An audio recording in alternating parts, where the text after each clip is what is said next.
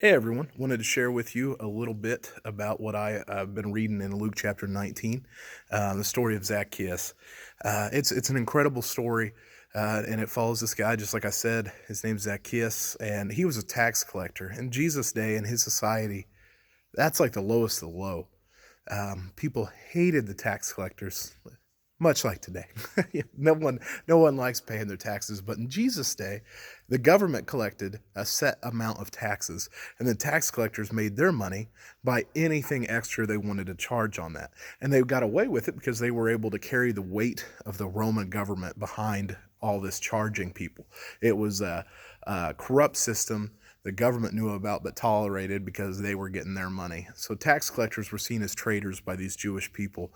And Zacchaeus is this guy, and he hears Jesus is coming. Now, whenever Jesus came and spoke, people came from all around to hear him. It was a big deal. They didn't have movie theaters and everything like we have today. So when anything big came into town, everyone came to see what was going on. And Jesus was somebody big. So he comes into town and he's teaching and preaching, and Zacchaeus, he wants to know what's going on. He wants to be a part of what's happening. He wants to hear what Jesus is all about. So he makes his way over. And scripture tells us something super funny about Zacchaeus. It says he was a man of small stature. Zacchaeus was short. It's specifically mentioned because he can't see over the crowd. He's having a hard time trying to figure out who Jesus is. He can't see him.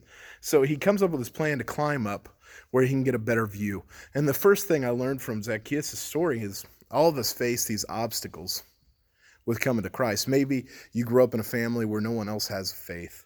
Maybe you grew up in a family where faith was proclaimed but not lived out. Maybe you were burnt by a church. Maybe you've had terrible things happen in your life or terrible things that were done to you. We all face these obstacles, these things that creep up in our lives and become obstacles in us coming to Christ. Zacchaeus, his was a physical obstacle.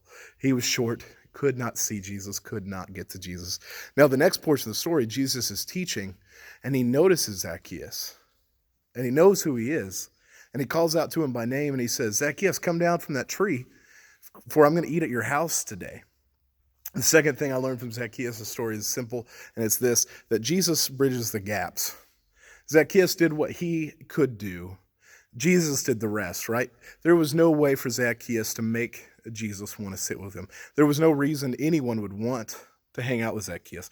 But Jesus sees Zacchaeus and wants to be a part of his life. That's the same thing he does with us. We don't bring much to the table, right?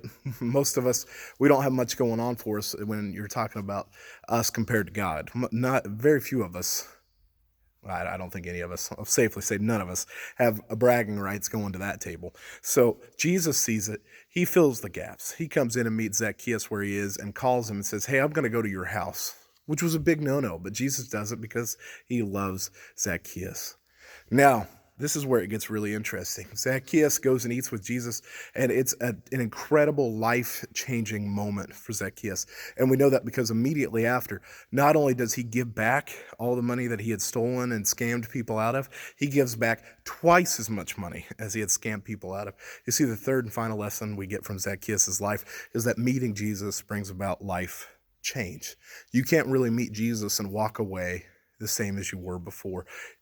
Following Jesus, meeting Jesus brings about life change. So one of the questions I have for you guys and how I want to end this today is, how has meeting Jesus changed your life? How is your life different now as a follower of Christ than it would be otherwise? Now, many of us, I've been a Christian since I was a little kid. I've been a follower of Christ since I was a little kid. And so it's hard for me to think sometimes about what it would be like. But I know myself well enough to know my shortcomings and my tendencies and all the things that Christ calls me away from. And I know who I would be without him. I know I would be a terrible husband, terrible father, terrible employee because I'm a selfish person. But Jesus has called me to something greater. He's called me to be selfless and to serve. How has Jesus changed your life? Leave it in the comments below, and let's share with each other. Love you guys, and talk to you later.